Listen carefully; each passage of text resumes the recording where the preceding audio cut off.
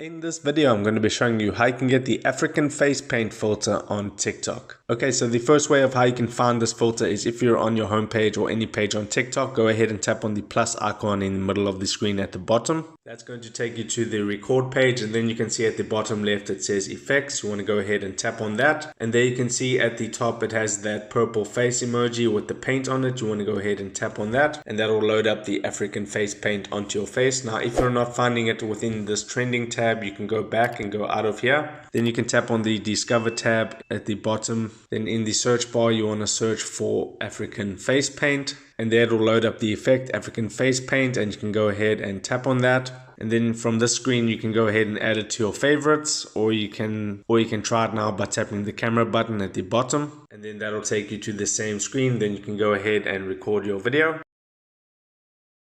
and once you're done recording you can press the tick mark, and then you can go ahead and upload that to your TikTok. So that's how you get the African face paint filter on TikTok. If this video helped you out, make sure to hit the like button and subscribe for more. Take care.